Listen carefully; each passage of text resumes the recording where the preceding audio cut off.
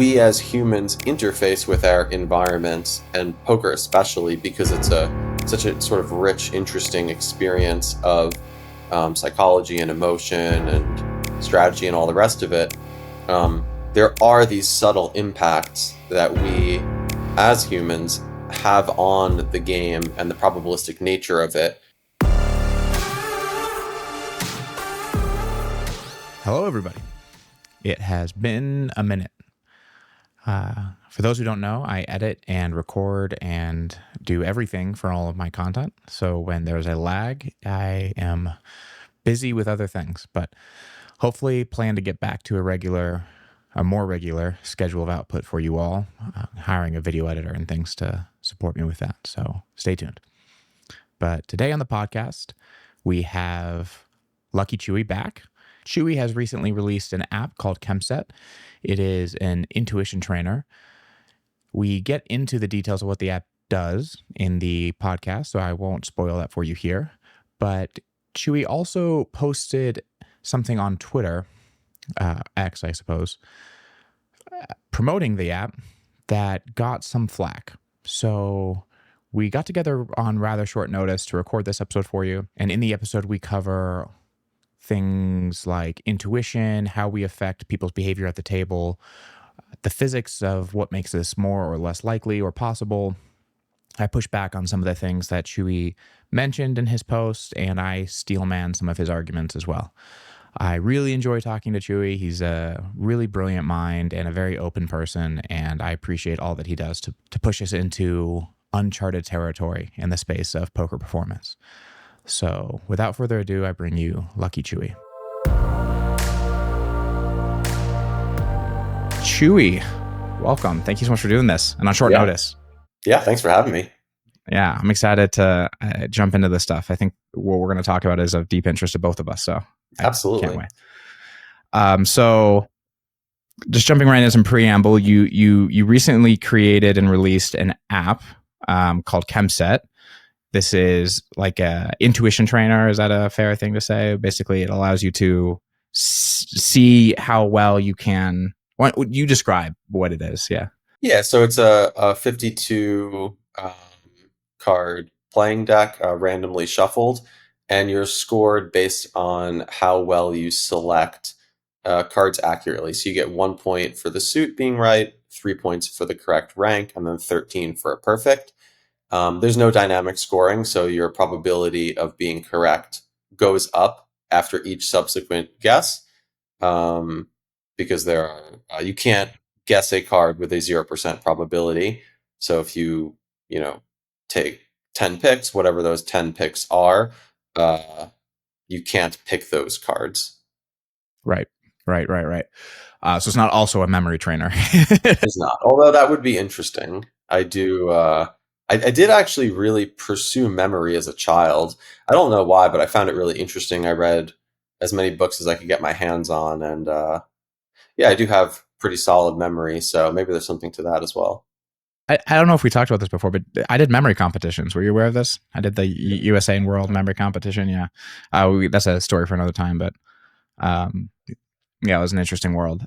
So yeah, so you could face off. I'd probably get crushed, but it'd be fun. Probably, depending on the thing. Like, the thing about memory training is if it's not a thing that I have a system in, I could probably come up with a system fairly quickly. You do the thing where you put stuff in your childhood room and all that? Yeah, the method of loci, or it's what it's called, or the memory palace method, yeah. Depending on the thing, there's a few different methods, but yeah. Anyhow, so you released this app, and then to announce its release or something, you posted something on Twitter explaining kind of the rationale behind it, like why this might be worth someone's time. To varied reactions to this yes. Post, I would say. So I'm just going to go ahead and read it. Sure. What the post, and then we can kind of get into the particulars here. So, Chemset primer: how vibratory-state shapes poker outcomes, science-based. Number 1, the human body as an electromagnetic system. The heart and brain emit measurable electromagnetic fields. The heart's field is the most powerful. It can be detected several feet away. Electromagnetic field pattern shifts with changes in emotional states and nervous system tone. So key takeaway, you're always broadcasting a vibratory state into your environment. Coherence versus incoherence is number 2. Coherent states, calm, presence, gratitude, smooth, stable EM patterns. Incoherent states, stress, fear, ego grasping, chaotic, unstable EM patterns. Why it matters: coherence improves cognitive function, intuition, emotional regulation. Coherent players are most likely to influence and train others at the table. Number 3, the observer effect, quantum foundation. In quantum physics, observation collapses wave functions into measurable outcomes. The observer is not separate from the observed. Implication: in probabilistic environments like poker, your state of observation interacts subtly with unfolding events, especially human decisions. 4, how vibratory states affects poker through. How vibratory state affects poker through better perception of timing and flow, increased ability to recognize subtle cues, improved decision quality under pressure, positive influence on table dynamics, in parentheses, entertainment, less self-sabotage from emotional contraction. Result: what some will call luck is often a byproduct of coherence, aligning with better opportunities and outcomes. 5, what does it not mean? You cannot force outcomes or override variance. You cannot manifest aces or control randomness. You can, however, tune your system to interact more favorably with a complex probabilistic field of poker. And then you have a summary that I will post. I'll put this on so people can see it as well. But so I think I'll kind of tell you what I believe you to be saying, and you can then correct me. I do believe that part of what might be confusing about this is this use of the term probability. Probability in statistics really is just a representation of ignorance, right? So like we stand at a point of ignorance where we don't understand where all the atoms and everything in the world exists and how it is in this state. So when I say, well, if I reach into a jar, let's say there's 6 coins, I put, number 1 through 6 on coins, throw them in a jar, and I tell you to reach in, and I say there's a 1 in 6 chance that you grab the number 3. Depending on your description of reality, it could be that there's a 1 in 6 chance given what we know, right? Like there's you could know much more, and this jar is see-through, and I'm blind and I don't know. You now know where it is, right? Like as soon as I give you the requisite knowledge, probability becomes less probability. It becomes more, because people will talk about not being able to affect probabilities. And it's like, yeah, but if you can learn, the more that you learn, the less things are probability. The more things are just navigating the space as you understand it to be, right? Yeah, if I'm driving in a city that I don't know, and I'm like, well, there's 3 turns here, and I know my house is down one of them. I have a 1 in 3 chance. Me knowing which route gets me home is not me affecting probabilities. It is me having knowledge that it allows me to navigate the world in a different way and respond to the world in a different way. So I don't know if this gets to a bit of the heart of what you're saying. It seems to me that you seem to be, putting forth this idea that we are more connected with the world than we think that we are. We have more data from reality than we think that we do. And the more you become in tune with this data that you have access to, you can respond more appropriately to the environment you might find yourself in. Is that something like what you're saying? I think that's certainly a fair way to describe it. It's probably not the way I would have thought to describe it. Someone asked about this on X, and I responded basically that I don't think I'm special in any way. I'm not doing anything necessarily that anyone else isn't.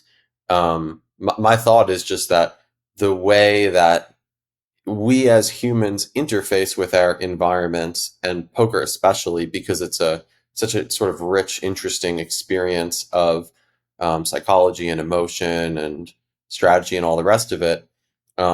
There are these subtle impacts that we as humans have on the game and the probabilistic nature of it, in terms of how our opponents are going to respond to us. And then, yeah, perhaps some more esoteric things like card distribution or what have you. So yeah, my thought is essentially that we're all doing this without trying. It's just kind of built into who we are and what the nature of the game is and what it allows for. And my fascination is just in having obviously many experiences playing poker over the years, just trying to gain some greater levels of insight and clarity into what contributing factors to that are. And that's what's led me towards this exploration of coherence. And yeah, it's certainly an interesting topic to discuss. Yeah, so let's run through the spectrum of, let's like break these, because I can depict kind of three, what feels like right now, three kind of categories of descriptions of things. Some that I think almost everyone would be on board with, some that I think people might be a little skeptical to, and then some that I think are probably the most esoteric of these. And I think it'd just be kind of interesting to flag all these as unique, because like everything you're talking about, like, the subtle ways in which we interact and cause different reactions from people. Like one of the things you mentioned in your post about coherence and incoherence, I think is really true. Like there's something really palpable about being the steadiest presence at the table. And I mean, there's biological and evolutionary reasons for this, but the way that it affects the minds of the people you're competing against, the way that, we have really strong intuitions on who to follow, who to lead, etc. That's that idea of entrainment, where like, the kind of, to me, the stereotypical example is like Prime Ivy. He kind of just like bent reality with his will. Not that he doesn't do it anymore, but it was so heightened in that era where he was just the top dog. And I think we might describe this obviously a bit differently, but very few people I think would debate that there's something here, right? Like that there's clearly something to your presence at the table and the way that it affects people and causes things to go in your favor. Yeah. And then in between the most esoteric things and something like this is this idea of like being in flow with reality. And this is where I will feel fairly agnostic, myself personally. Being in flow with reality in the interest in the realm of luck. So for example, it might be that you can sense, in some sense, that you're about to lose this next hand or something. Like there might be something that you can pick up on, be it the actual distribution of the cards that are about to come your way, the actual, like I can talk about how I believe this might fit with our picture of physics and where things lead, but like this, to be able to detect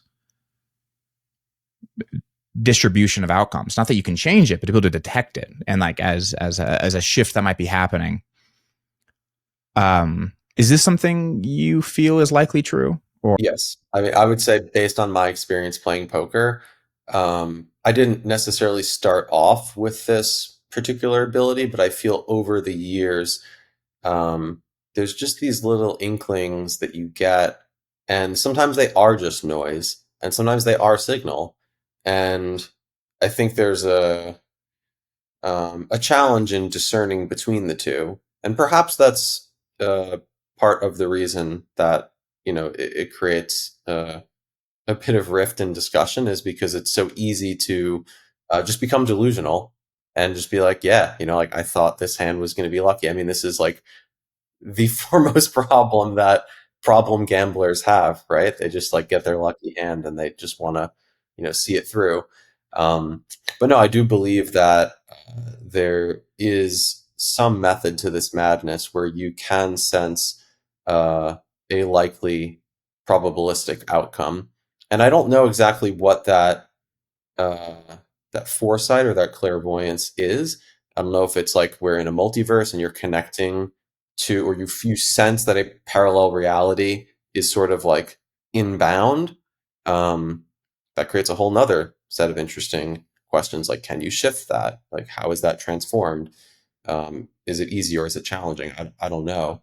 Um, but yeah, these are the types of things that I've, I guess, wondered about this time. yeah, and I think it's worth stating, like, for people who don't know me, like I am as skeptical as people come. Like I think it's worth saying, like I am, and I consider myself very scientifically literate, and the idea that humans have different sensory perceptions than the ones that we understand ourselves to have is at best scientifically foggy. Like if you go looking into the research, there is so far from conclusive scientific evidence that people don't have some level of extrasensory perception when it comes to all kinds of things that they test. And I say that because I think part of the pushback people give is that this sounds categorically like, I don't know where you stand on this, but to me, zodiac signs are to me are clear nonsense. Like, I think there's nothing to zodiac signs. I think it's clear nonsense. But whether or not you feel that way, I think people put all of these things. To be honest. Yeah. But people put all of these things in kind of the same bucket. And I think there is a point where if you consider yourself scientifically literate, it would behoove you to know which things we actually have strong evidence for and which things we don't. And some of those things for which we really have mixed evidence on, and it really does seem that people can beat chance on, simple tests of, I'm holding a card, what's on it. They do these kinds of extensive tests, and there have been many cases of seemingly people beating chance. To your point, oftentimes it also seems to be noise, but the science is far from closed on this topic. Like, it's far from just like, this doesn't exist.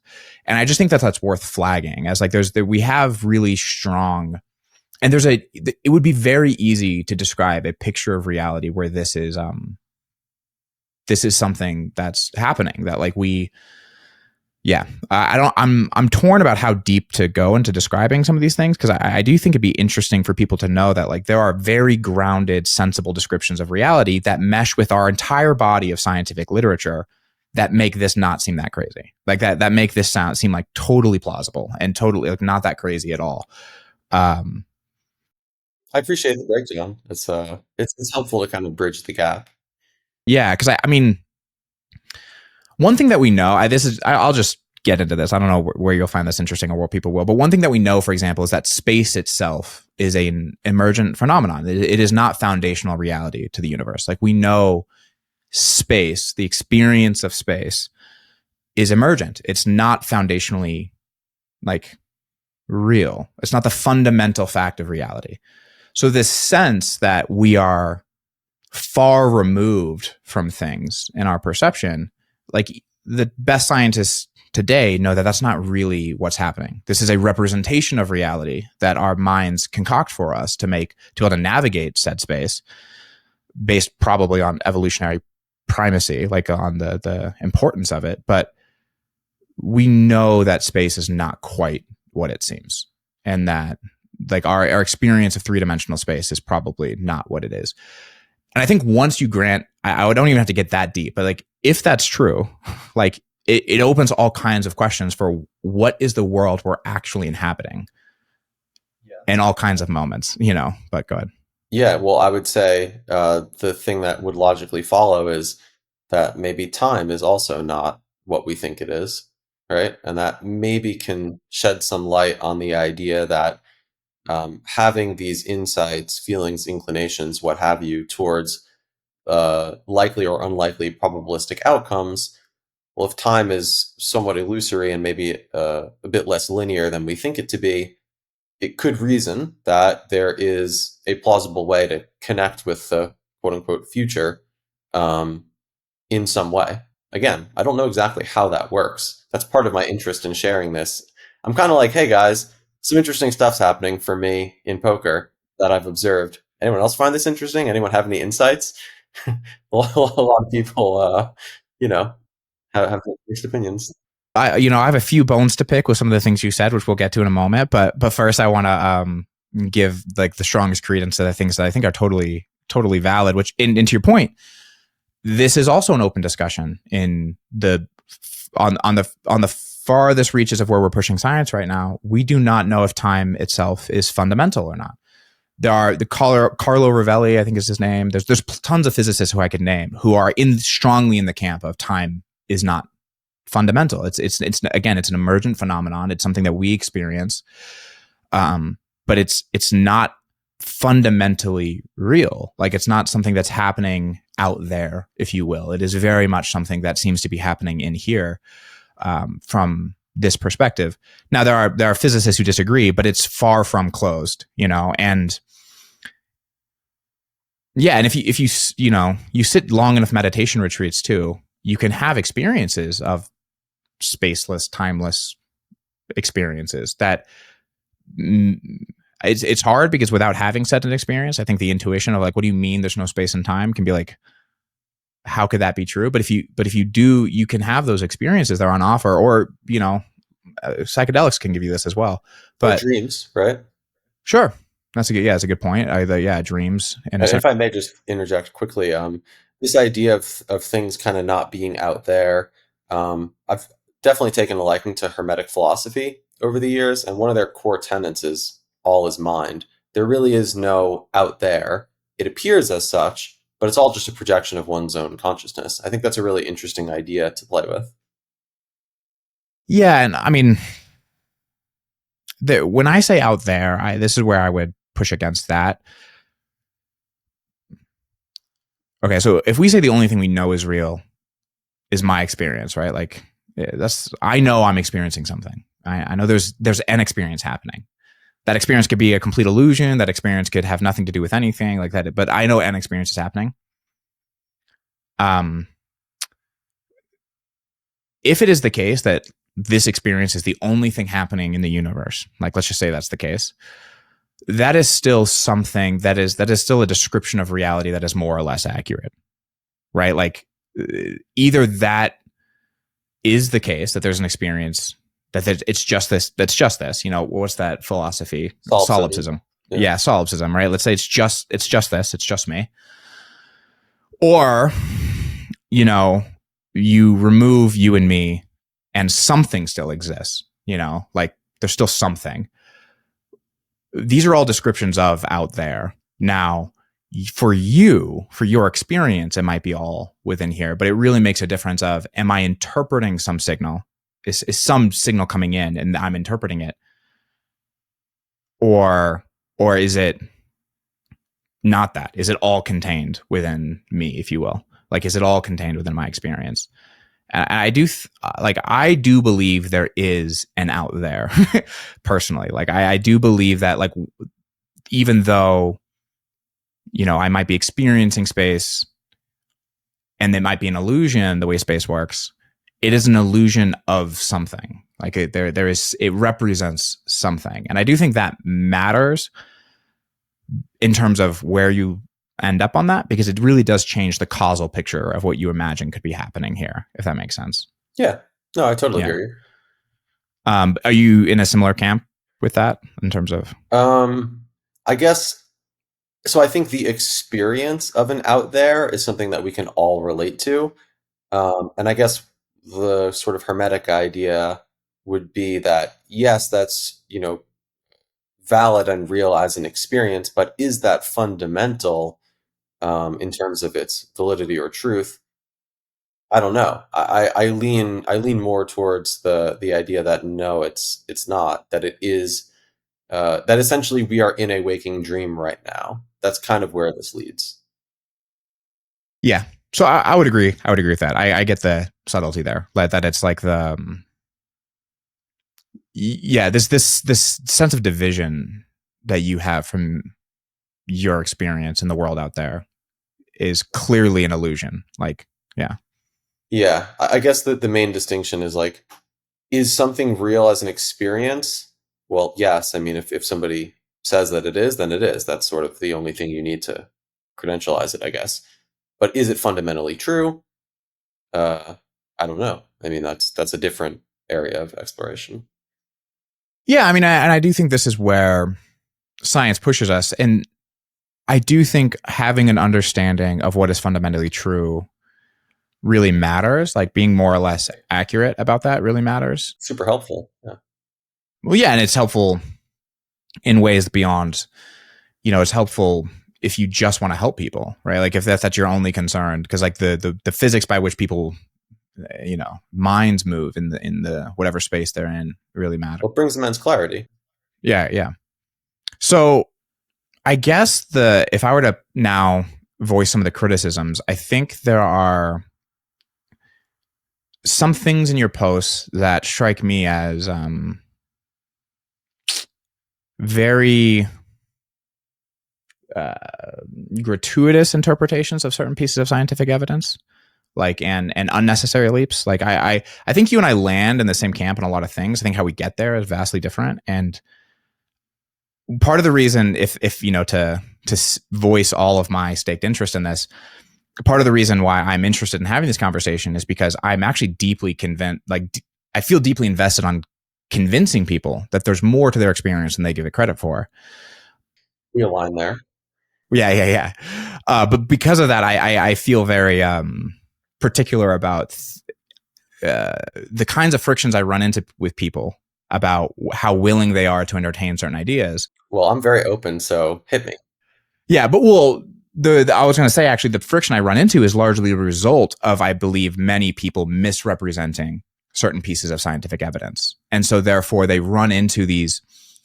There's two in your post in particular that I think are worth mentioning, but that this is why I care about this, just to like put that out there. But so for example, like this interpretation of like the observer effect in quantum mechanics, I think this is not a totally accurate interpretation of what the observer effect is in quantum mechanics. Like the observer effect, as we understand it, or at least as I understand it, is really implies nothing. I don't know if this is what you were saying, but it implies nothing special about conscious experience. Like the observer effect has nothing to do with a conscious observer of an event. It has everything to do with a quantum system interacting with another quantum system, which can be, we could argue that, I don't know if you want to take the stance that everything is a conscious system, which we could start talking about. But Well, that was going to be my next question. Yeah. yeah. So, but which there's, I find that question interesting as well, and I again agnostic to that. But it is very possible that everything is not a conscious system, and the observer effect would still hold as a thing that happens. So if everything was not conscious, what is meant by the observer effect has nothing to do with a conscious observer in terms of like higher level consciousness, like you or I. Like it really just means that this quantum system gets interacted with and with another quantum system, and this causes, I think, what you mentioned, just the collapse of the wave function, and now things are behaving like particles. But this idea that, and this is one of those facts of quantum mechanics that I think often gets used to defend more esoteric ideas that have less grounding, in my view, that, and it seems to me to just be the result of a misunderstanding of what the observer effect is. Like we can create the observer effect with no person in the room, no person around, no person, no human being needs, no conscious entity of any, or yeah, like again, we could argue where consciousness begins, but like, yeah. That for me is somewhat of the challenge, where if the hermetic idea that all is mind holds weight, then everything is conscious. It's an aspect of consciousness. So, I don't know. I can't prove that. I'm inclined. I lean in that direction, but I see how it's a bit risky, maybe, to wade in the waters of quantum physics when I am certainly not an expert in the the topic. And I see how your point is totally valid. Like misrepresenting the conclusions that have been drawn to justify these more esoteric ideas. Point well taken. I mean, I should definitely be more diligent in aligning these types of findings with my own ideas, and I think I was just a bit excited to get this stuff out there, because it is stuff that I've thought about for a very long time, and was very hesitant to share any of this because of the natural pushback that people have. But as I've gotten older, I'm just like, well, I keep having these experiences. I feel this is true. Like, why don't I just share it? Let's just see what happens. So, I mean, not going to be perfect in the first go, but obviously, yeah. I mean, and I appreciate the response to that. I mean, I think for me, it's just a matter of like, what's funny is I'm very open-minded to the idea that everything is conscious. This is for those who are interested. This is a view called panpsychism. You can do some research, but like the panpsychist view is actually finding more and more legwork. But yeah, I just think that we also just don't have to, like I said, like misrepresent, like there's very good reasons to believe that are also, if you could describe the science as the scientists who are doing it understand it, and within that make every similar claim. And I think this is I think the electromagnetism too thing, I have like a qualm with this idea of the human heart having like an electromagnetic, because if we're going to talk about like the electromagnetic field of human beings, so for those who don't know, I was an EOD tech. I was an explosive ordnance disposal technician. So this as a feature of reality mattered to my job, like how electromagnetic currents work and where they're safe and where they're not, and how they affect the world around them, was quite important to doing what I did. And the electromagnetic field of a human is like 10 to the negative 11th that of like the ambient electromagnetic field anywhere. So it's like this tiny force, and any device that can measure it can only do so by zeroing out the ambient noise, so like it can only detect it by zeroing things out. And I guess this is where I'd be curious if that changes anything in your perception of the relevance of the human electromagnetic field. Like, I felt confident that the human electromagnetic field had so little impact on the environment that I would walk up to a device that could be fired through electromagnetic waves and not think it would kill me. Right. So like, right. So the idea that this is affecting, or this is putting out and affecting our environment, there's potentially other fields and other, maybe other forces that we could talk about, but this as a leap to like we affect our environment in the ways that your meaning seems tenuous to me. Yeah, that's understandable. I guess the question I would ask in response is, various devices that have tried to identify or measure this electromagnetic field of humans have not sort of ranked it particularly high in terms of impact, but do we know what the impact is on other humans in terms of what that feeling will be? Because I know that what is it, like 70% of interactions are nonverbal, body language based, and just sort of you can get a sense of people. That's sort of where I was intending to take that. Does that seem to make more sense? Or well, we don't have to use other humans to measure this, right? We can use magnetic north to simply ask how much does this electromagnetic field, which is far greater than that of any other human, affect other humans? And the answer is not at all. We have, right? Like we have human beings have no sense for magnetic north as like a feature of their, and this has been tested as a feature of their nervous system, like as the way in which they're sensing the environment. Interesting studies have been done to try to give people a sense of magnetic north, actually. People have wearing belts that vibrate in the direction of magnetic north constantly, and they wear them for like some long period of time, trying to actually train their nervous system to develop a new sense for magnetic north. Just for the purpose of doing it, not because it has any implicit or inherent benefit. They're wondering, what does it take to give a human being a new sense of experience? Like that's what they're really trying to measure, is like, how can we give human beings, because how human beings have senses, and this is worth knowing. The way we develop senses psychologically is only by acting on the environment and seeing the relevant change. So if you were just a brain with eyes, who is it who does really interesting research on this? I'd have to get the name. I'll put it in the notes of the podcast. But there's a person who did this experiment, first of all, who happens also to be a researcher in this field, which is great. He did this experiment with the belt, and he's a researcher in the field. But if you have if you just were a brain with eyes, a human brain with eyes, you would never be able to see, because the only way we detect sight, or at least our best guess of it right now, is by interacting in the world, getting a feedback on it. So like you walk up, you hit a wall, and you have to interact with the world, because our sensory data is only relevant to motor skills, because that's what matters for evolution, is to act in the world. Evolution is just like, I need to get food, or I need to run away from danger. That's like, if it doesn't affect our behavior, it's not really relevant to us. So the only way we develop senses for things are relevant to our behavior. So you interact in the world, you get the feedback, and then over time, your brain prunes the data, and so you can start to see. So in order to understanding this, they wanted to give people a sense of magnetic north, but they needed to make it behaviorally relevant. So they gave people these belts. had them always be vibrating. And there are animals that have a very strong sense of electromagnetism, homing pigeons, many fish, things like this. I have two pet doves. They seem to be pretty locked in. Yeah, exactly. But we know that like the subjective reports of people who do this is they don't get any sense of magnetic north. What they really get is a vestibular sense of what it's like to turn. So they're very good at knowing like what is 90 degrees.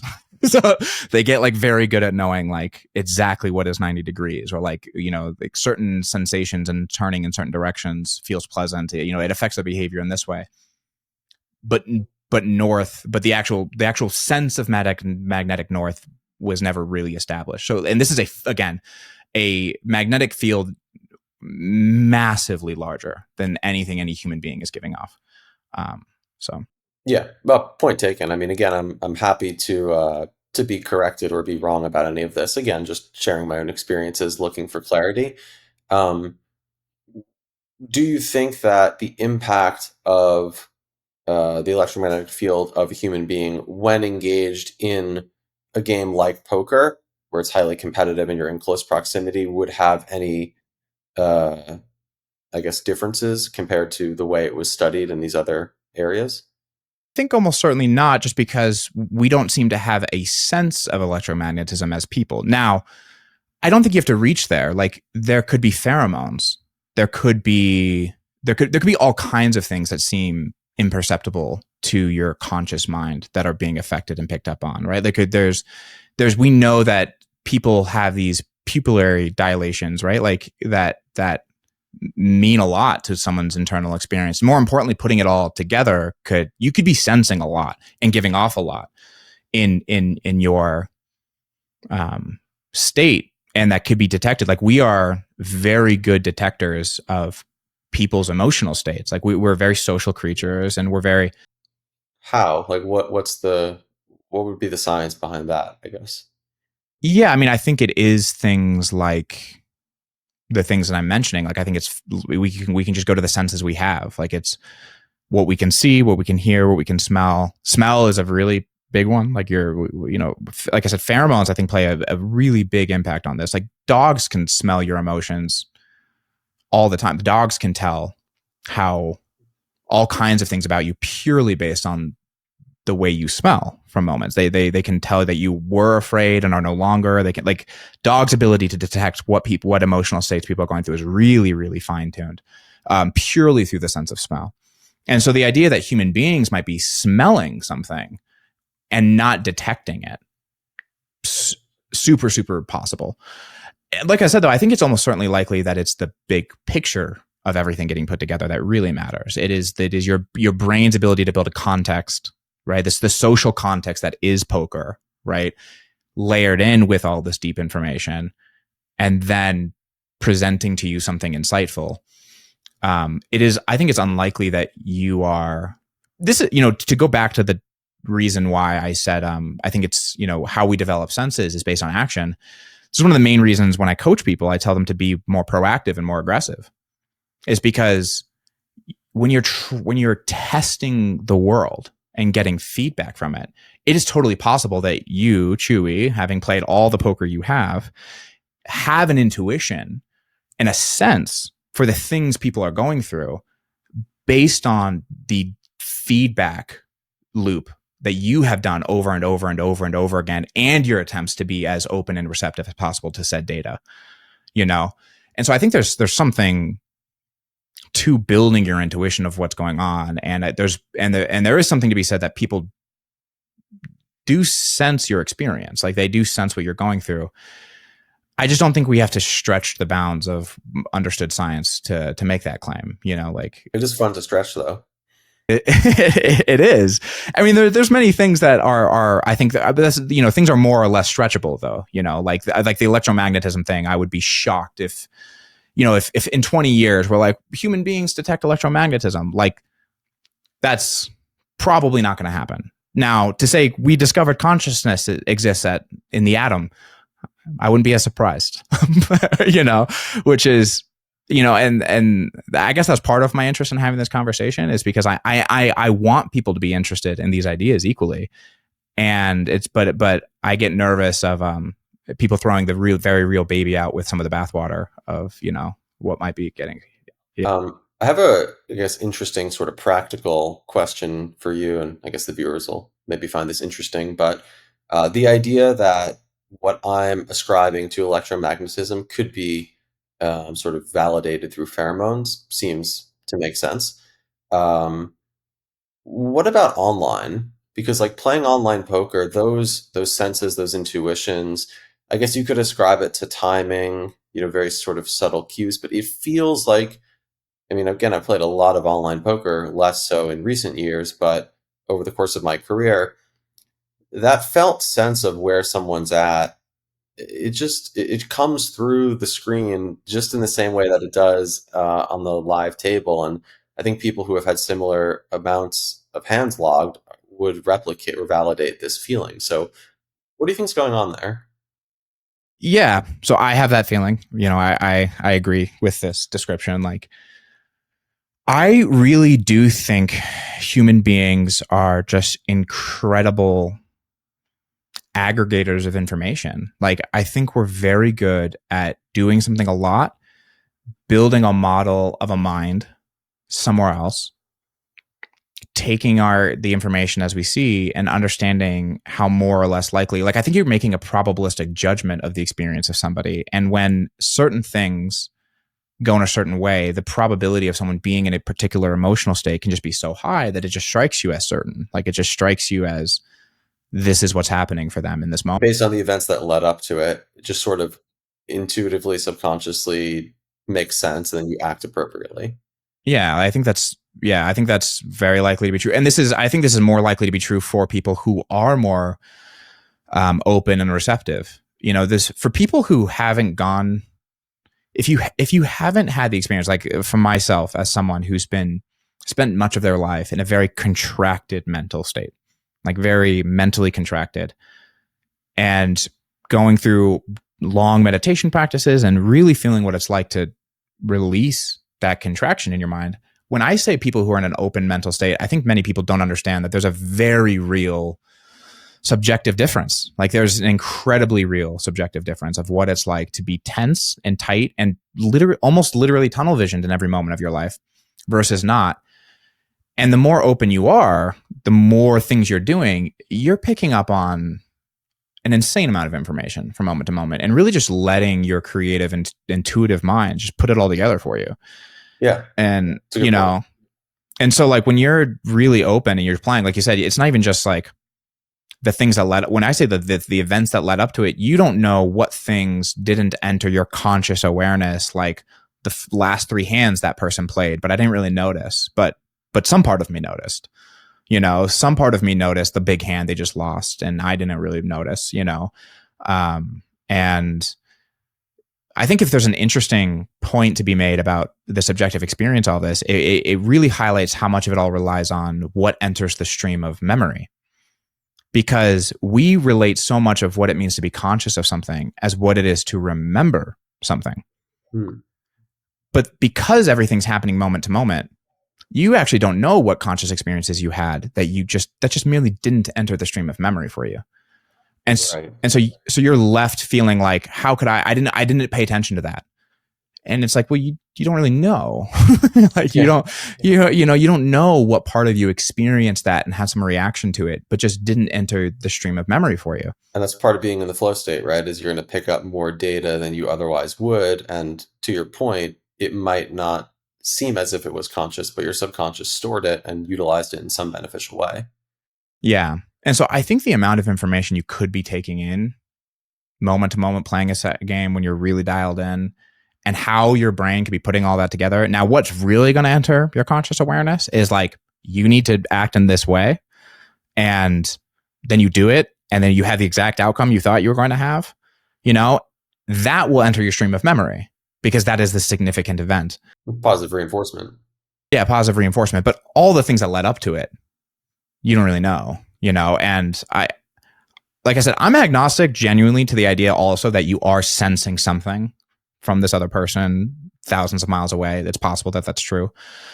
We don't really seem to. Here's what I know is true: is that physicists have mapped out pretty much all the forces and particles in the known universe. Like we know what forces exist. We know that we, for the most part, know the known knowns and we know the known unknowns. And like the weakest force we know of is gravity. And for there to be a force we don't know of, it has to be weaker than gravity. And what that means is whatever force would be giving you knowledge of something so far away, it would really upend the entire picture of physics. Like it would upend so much. What's that? Sweet. Sweet. But here's the thing that's difficult. We also know space is an illusion because of something called quantum entanglement, which I don't know if people are familiar with, but like this spooky action at a distance is made a lot clearer if it's just not at a distance. Like it's just like you for those who don't know, you can do this thing called, and you can entangle two particles where they're now both in superposition. So you have like an up quark and a down quark. You entangle them and they're in superposition. So neither one is spinning up, neither one is spinning down. They're both spinning both. And then you can separate these over massive amounts of distance. And seemingly when you then interact with them, the observer effect happens where the wave function collapses and this one will be either spinning up or down. And at the exact same moment, and I mean the exact same moment, because there's light is supposed to be the universal speed limit, but faster than light seems to be able to move, the other one will be spinning in the opposite direction. So this seems to violate space already. We know that nothing can move through space faster than light, and yet this information is somehow carried here faster. So we also know that space is somewhat an illusion. So something could be happening here. I just want to get, like it could be happening here. But also, I think to explain most of our experiences, nothing need be happening there, though. Like if it happens to be the case that nothing's happening there, that actually the distance is actually not, to a human being is not passable. Like that distance matters and we can't actually detect something that far. I still think there are very totally, like if that happens to be just like we've discovered that to be true,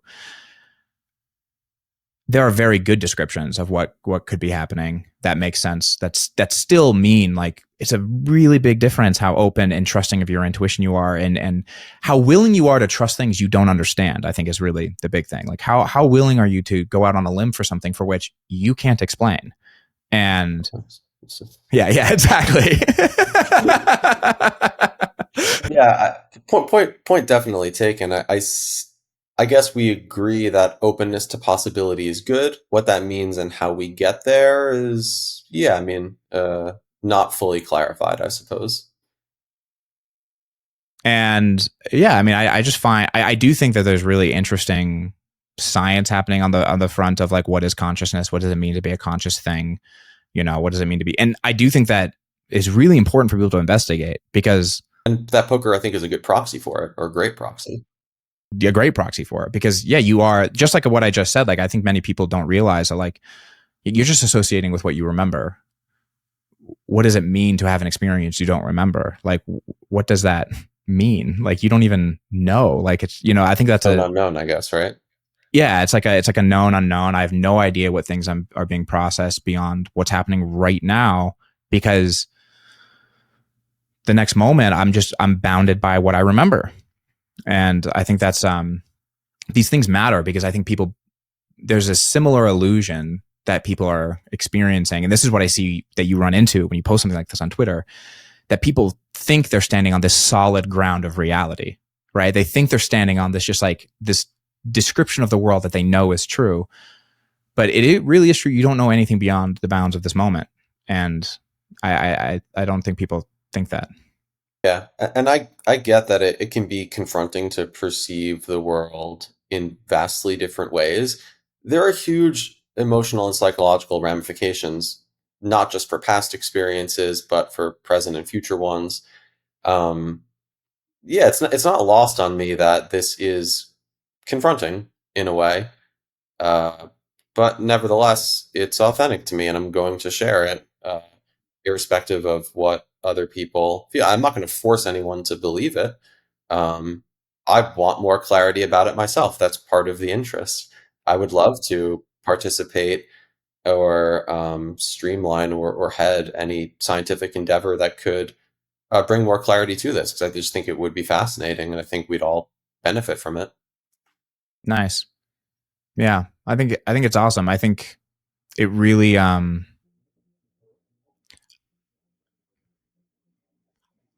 I guess what I would want to say for people is like even if the as off-putting as it is, that itself might be evidence of something worth looking into. Like, you know, like the strong reaction to something for which just has a possibility of being true. I don't know. That's an experience worth investigating. You know, like what is so off-putting about it? You know, I'm a little bit more. I'm stronger than you on fact. I do want to convince people that these things matter. I think they, having gone through my own life experiences of feeling very dogmatic and sure about many things, and then having this life shift, like it's I think there's a like I said, I think there's a lot here, Rich, that I would hope to encourage people to explore. Yeah, yeah. I think just having the ideas out there, um, people who are drawn to it are going to gravitate towards it, and it will enrich their lives in some way. Um, but yeah, it's a mixed bag. Cool. Say a few words about the sick heater you're on, just because I know people are going to be seeing you in all of these events, and we're talking about this, and they're going to want to hear about this. So, So it's really funny. I had the biggest score of my career in December 2023 at the WPT Win Championship for 2.8 million. I got third. Amazing. And then I basically just lost for a year and a half. I had some scores in between, but not enough to cover the losses of the buy-ins. And then boom, you just snap your fingers, and in like a week or two, it's all back and then some. And it's just amazing how that type of stuff happens. And as it were, relating it to kind of some of these Chemset ideas, I do think that there were some things that I can hold myself accountable and responsible for that led to the downswing and the subsequent upswing. One of which was that uh, I've had a very kind of on and off relationship with caffeine as it relates to poker. I think that there are some neurocognitive benefits, but it does make me a bit jittery, and I think it does decrease my ability to kind of slow down, trust my intuition, which I think in poker you really have to play to your strengths, and there's just different styles that people have, and that's clearly one of my strengths, at least in my own opinion. It is funny actually. A lot of people have told me over the years, like, "Oh, you're so great at math. Like, you're such like a nerd wizard." And I'm like, I guess. I mean, but that's not actually how I see my greatest strength to be, to materialize. So anyway, I kind of spent some time going into this summer, like, how am I going to approach playing? Obviously, caffeine has some benefits in these long stretches. I was like, well, maybe if I just play a little bit less, focus on some of the bigger tournaments, and uh, just sort of get rid of it, maybe use it on off days, then it would help me. So, yeah, I don't know how much of a role that played, but I did sort of give it up in a few weeks going into a few weeks in advance of the series. And now I can kind of have it on some off days and not feel that it's like habit forming or whatever. But yeah, I do think that at least appears to play somewhat of a positive role. Beyond that, yeah, I mean, you just get good cards and win flips, and it's going to be a nice ride in tournament poker.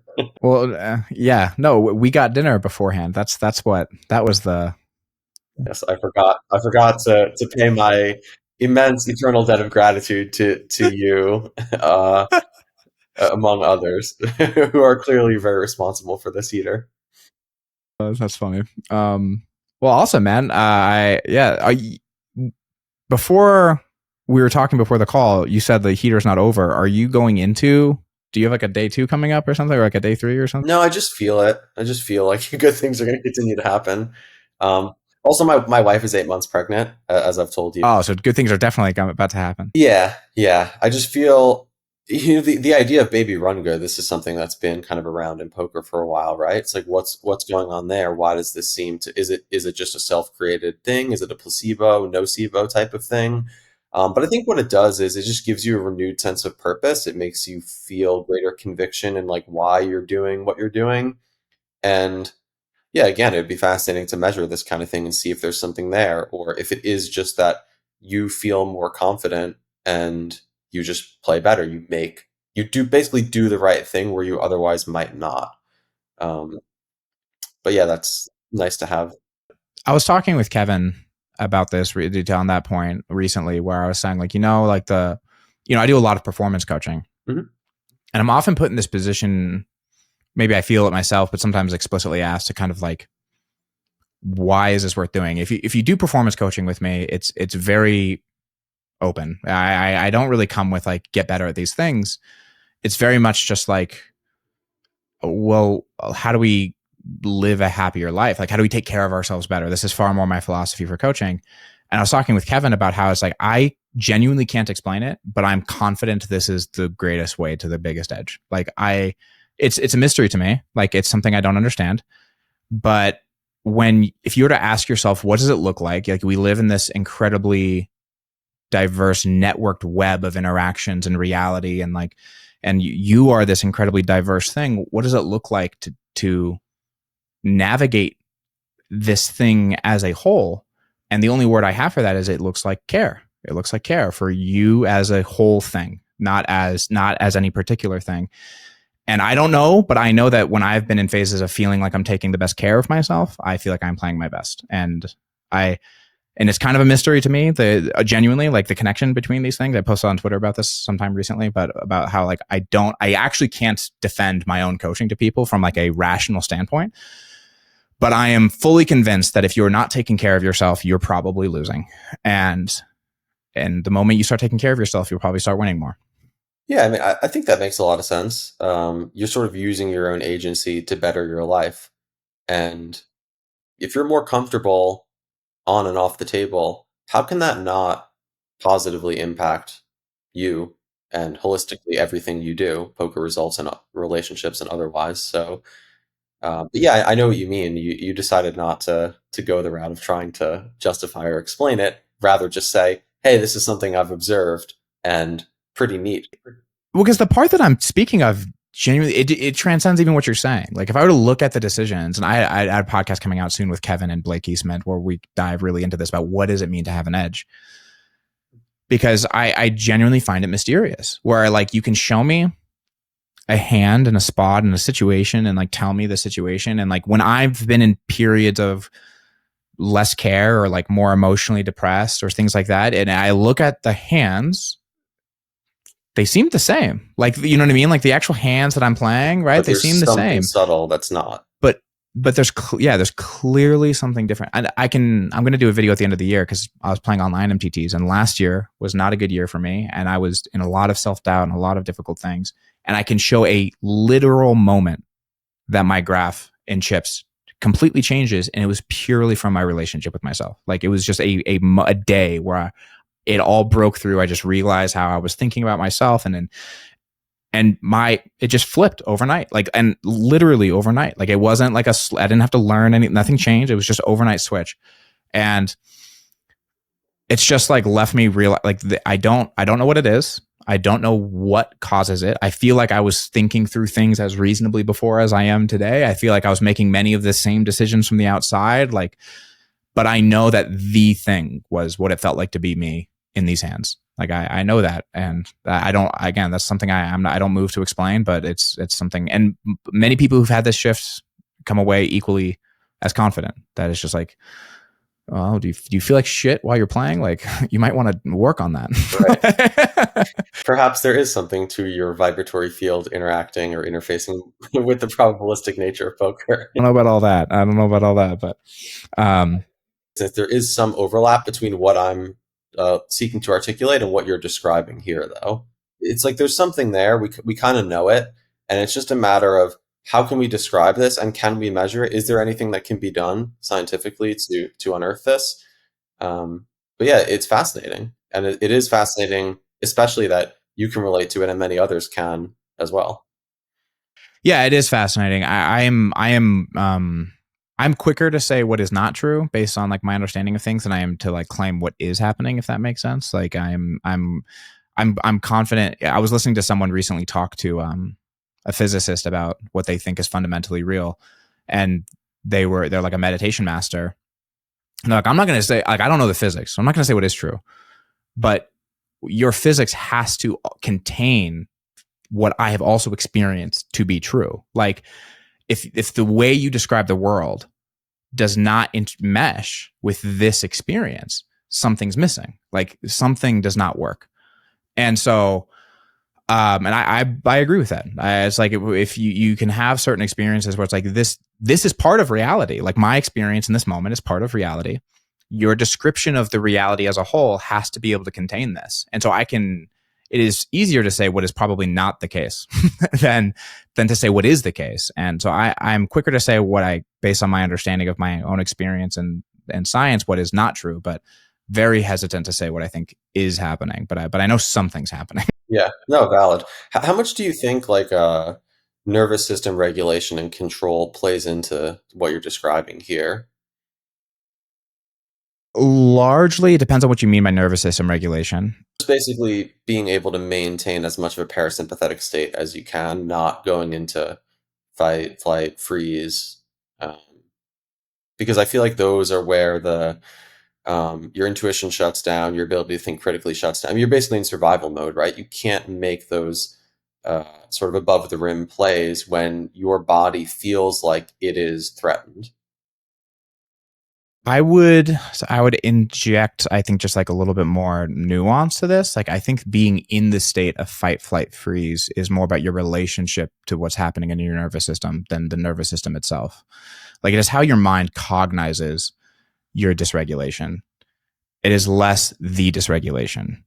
And so I think there's room to be the observer of a quite dysregulated nervous system and find some stability and peace outside that experience, or within the experience, or both, depending on how you describe it. But it is, what causes us to behave in certain ways is that, like, experiences arise, our mind kind of creates a person that behaves in certain ways when said experience is happening, and then we just kind of play act that person. And so this is true for fight, flight, freeze as well. Now, I believe it is possible to be incredibly dysregulated and peaceful, and for that dysregulation to feel like it has no behavioral implication on you whatsoever. I don't believe that is possible for everyone, and I think that depending on, there has to be real honesty about what is the most useful for you in this moment.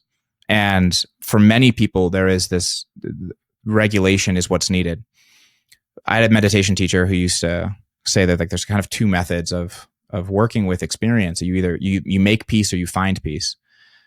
And you can make peace by understanding, okay, like, what causes my nervous system to react differently? What are moves that I can make to bring regulation to myself? But there are some states, some experiences you go through that's just not an option. And then the question is, how available are you to find peace within this experience? And that's a totally different skill set. And but I think both are valid. I think knowing how to emotionally regulate is incredibly important, but also knowing how to find peace amidst whatever experience you find yourself in is an option as well. Yeah, well said. Yeah. So yeah, awesome, man. Yeah, I think that's a good length of conversation. that was I'm wonderful. excited for all the good things. Do you have a name for your daughter yet, by the way? Sedona. Sedona. I love that. Thank you. I'm such a, like, I love babies. Like, Really? I have two kids. Yeah, I love kids. Like, I just think kids are amazing. Anytime someone I know is having a kid, I get so excited. Like, I'm also very excited. yeah, it's an incredible experience, man. I'm looking forward. hyped for you. I wanted a daughter first. I got a son, but I wanted a daughter. But But then I got a daughter, and I was like, "You are so scary." Why? Why? Dude, girls, they mature so much faster. Having a boy and a girl made it really obvious that they just like mature quicker. And I don't know how to describe it. Like the sense of agency you get from like a little girl is drastically higher than you get from a little boy. Like a little boy feels there's something so there's something so sweet about both, but categorically different. Like a little boy feels really sweet, but really like unprepared for reality. I don't know how to say it. Like it's just like you seem so like you are just not ready for all that this is. And like girls are so sweet, but it feels so intentional, and they just feel like little girls. I'm so convinced are just like so tough. Like they're just so strong from the get go. And it's just like you feel prepared, like you came for war. Like I don't know how to describe it, but it's it's I mean what's funny is the data actually bears this out too. If you look at like childhood traumas and their impacts on the different genders, it affects men way more than women, like in terms of the life outcomes. It's interesting because that would sort of, to me, indicate that like men are more sensitive, which Oh yeah, I think there's a lot of evidence for that, that men are more porous to reality. Like I don't think that's a perception that society would have if you just asked them bluntly. no, it's one of the things I'm honestly most passionate about is this like myth of male strength, like this like myth of male in like endurance and toughness, and like it's like young boys need, in my experience, like more caring, like more tending to, like more gentleness, more. I, from the get go, I could just like I have to measure myself. This is part of this is the particulars of my kids, obviously, but again, the data does bear this out at society at large. But like I have to measure myself quite carefully with my son. He can get his feelings hurt really easily. Like my daughter is just a tank. Like I can tell her like, I just sit down. I need to change your diaper, and she just thinks it's hilarious. If I were to talk that way to my son, he just has like a breakdown. Like it just makes him so sad. Interesting.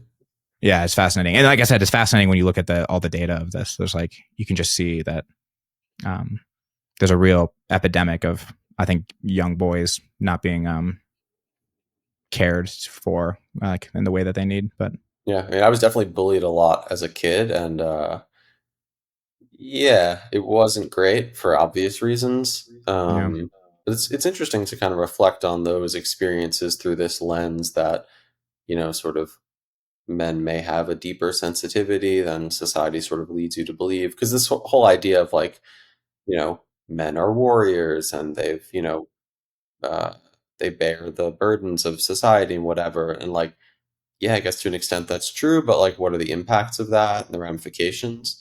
Um, Clearly, yeah. I mean, I think when you look at many of these like old cultures that gave us these myths, though, there was this real careful societal structure to tend to children. There was like this really. So I think men can be warriors. You know, but I also think what we understand warriors to be in today's society is quite shallow, largely due to underdeveloped men defining what it means to be a warrior.